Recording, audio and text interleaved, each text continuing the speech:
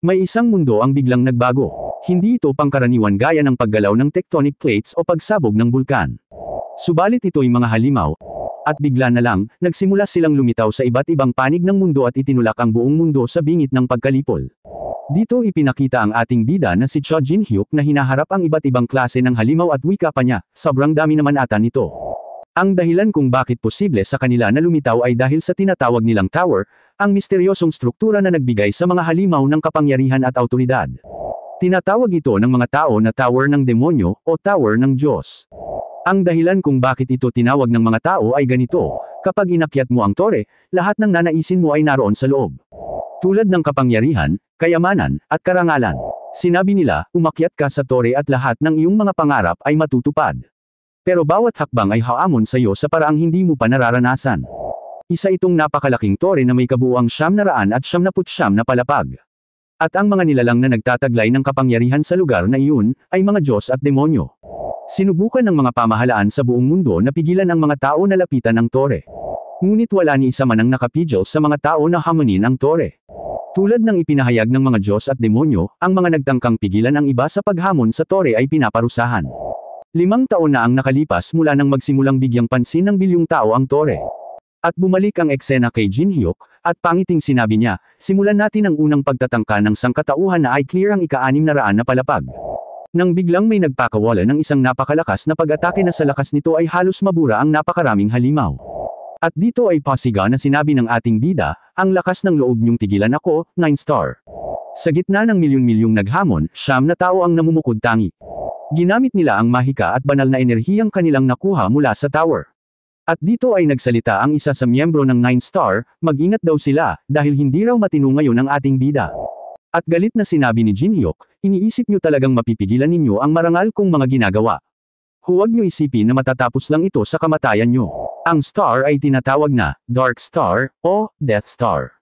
Hindi siya eksperto sa anumang sandata, at hindi rin siya superhuman. Ngunit siya ang taong nagawang higayta ng 9 star at nakuha ang titulong pinakamalakas. At dito ay ginamit ni Jin-hyuk ang spell na Awake, at mula sa lupa ay naglabasan ang napakaraming kalansay ng tao. Kaya siya tinawag na The Greatest Necromancer, ang nagdadala ng kamatayan. At dito ay sinabi niya, sakto, nagsisimula na akong mabagot sa kapayapaan at sa sangkatauhan.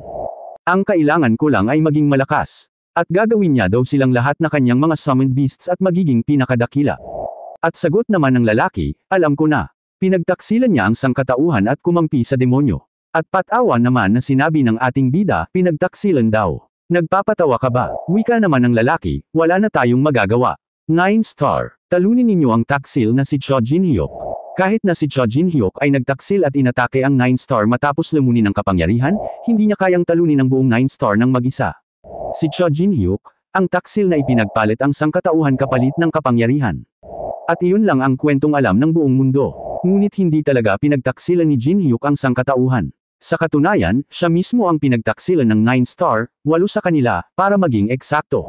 Ngunit ang katotohanan iyon ay itinago mula sa mundo. 10 taon na ang lumipas mula noon. Biglang nagising si Jin-hyuk sa isang kwarto na para bang galing lang sa pagkakatulog, at galit na galit nitong sinabi habang pilit na inaalis ang kumot sa kanyang mukha, babalik ako, 9 star. Mga hayop kayo. Bigla na lang itong napangiti at sinabi, ano, gumana. Talagang ang gumana. Ang aking lihim na kakayahan.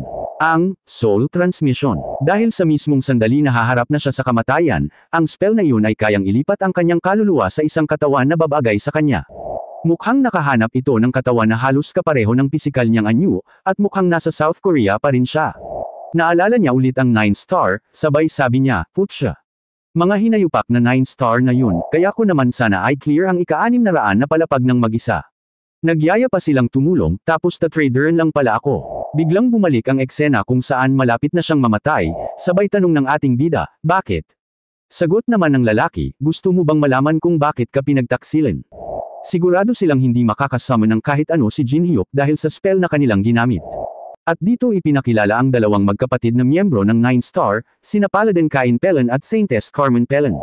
Sinabi ni Saintess Carmen, Death Star, kahit tawagin ka pang one-man army, kung tungkol lang naman sa iyo, wala ka namang sinabi kumpara sa amin, hindi ba? Sagot ni Jin-hyuk, tinulungan lang naman kita. Sumabat naman si Cain habang mayabang na nagsalita, huwag mo masyadong dibdibin. Hindi naman sa may masama kaming nararamdaman para sa iyo. Sa tingin namin, maaari na lang tawaging pagbunot ng mga damo. Biglang pasigaw na tinawag ni Jin Hyuk ang pangalan Choi Gyung-hun. Sabay tanong, kasama rin ba nila ang gagong yun? Ang kaibigan niya at ang Star of Combat sa 9 Star, si Choi Gyung-hun. Sagot naman ni Kai na nagdesisyon raw ito na huwag makilahok sa pag-clear ng ika-600 na palapag. Sagot naman ni Jin Hyuk, hindi niyo ba sinabi sa kanya dahil nag-aalala kayo na tutulungan niya ako? At sa isip ng ating bida, naloko siya at nagsisimula na raw maging malabo ang kanyang paningin dahil masyado na raw maraming dugo ang nawala sa kanya. Tinanggap na ni Jin Hyuk ang kanyang pagkatalo at mamamatay siya para sa kanilang lahat.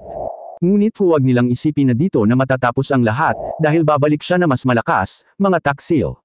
Sisiguraduhin niyang makakaganti siya. Tuluyan nang nawala ng buhay si Jin Hyuk. At bumalik nga ang eksena sa kwarto kung saan siya nagising habang galit pa rin na iniisip ang mga nangyari. Sa isip nito, maghintay lang kayo, hindi ko lang kayo gagawing summon beasts dahil sisiguraduhin kong dudurugin ko ang inyong mga kaluluwa at hindi na sila kailanman muling isisilang. Biglang may nagriring sa ilalim ng kanyang kumot. Isa pala itong smartphone. Sa isip nito, siguro dahil matagal na akong hindi gumamit nito kaya ako nabigla, pero ang sarap pala sa pakiramdam. Bigla siyang nabigla nang makita kung anong taon na, 10 taon na pala ang lumipas. Parang ilang sandali lang daw bago iyon nangyari. Napatanong sa sarili, 10 taon. Anong klaseng kakayahan to? At biglang naisip, teka, kakayahan. Magagamit ko pa ba ang mahika gamit ang katawan na ito? Mula itaas, may lumilipad na langaw papalapit sa kanya. Pinatay niya ito gamit ang kanyang 2 kamay, sabay naghanda para gamitin ang kanyang spell. Ginamit ni Jin Hyuk ang awake, ngunit wala nangyari. Sinubukan pa niya ng maraming beses, ngunit wala pa rin. Napamura siya, wala man lang kahit isang patak ng mana sa kanyang katawan. Ibig sabihin nito, kailangan niyang akyatin ang tower nang wala kahit isang kakayahan na magagamit. Napatanong sa sarili, teka, kung 10 taon na ang lumipas, huwag niyo sabihin na nakarating na sila sa tuktok.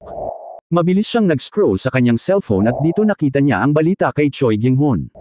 Nagulat siya, mga gagong iyon. 200 palapag lang ang naakyat nila sa loob ng 10 taon. Para kay Choi Jin Hyuk, hindi yun kabiguan, kundi isang pambihirang pagkakataon. Habang nag-e-enjoy ang 9 Star sa pag-akyat ng tower, nakikita niya ang puwang para bumawi.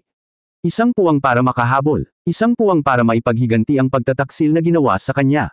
At sa sandaling iyon, napagtanto niya, ito ang simula ng kanyang paghihiganti. Para kay Jin Hyuk, walang saysay ang pagte-training sa labas ng tower. Kailangan niyang umalis kaagad. Kahit nakatawa ng isang baguhan ang kanyang tinatamasa ngayon, dala niya ang kaalaman at karanasan ng Death Star, ang tunay na Jin Hyuk. Gamit ang lahat ng kaalaman at karanasang naipon niya noon, determinado si Choi Jin Hyuk na palakasin muli ang sarili sa pinakamabilis na paraan. At habang tumitibok ang puso niya sa galit at determinasyon, isang pangalan lang ang paulit-ulit na umaalingaw-ngaw sa isip niya ang 9 Star. Maghintay lamang kayo, sisiguraduhin kong makakamit ko ang aking paghihiganti. At dumating na nga si Jin Hyuk sa Seoul Tower entrance. Para sa marami, ang pag-akyat sa tower ay pangarap ng yaman at kapangyarihan, at ganoon din ang nasa isip ng isang lalaki. Kung magagawa niyang i-clear ang tower, magiging mayaman din siya. At sagot naman ng isa pang lalaki, sa tingin mo kaya mo talaga yan? Baka mamatay ka pa sa unang palapag. Sa harap ni Jin Hyuk ay nakatayo ang estrukturang kumukolekta ng pag-asa, pangarap, at trahedya ng milyon-milyon ng tower. Sa wakas, nakabalik na siya. At sa pangalan ni Choi Jin Hyuk, sisiguraduhin niyang muling makilala siya ng buong mundo. Pagsapit ng 1 PM, bumukas ang pasukan ng tower. Dahan-daang nagbukas ang malalaking pinto, at umalangaw-ngaw ang sigaw ng mga tagapagbantay. Bukas na ang mga pinto. Lahat, manatiling nakapokus.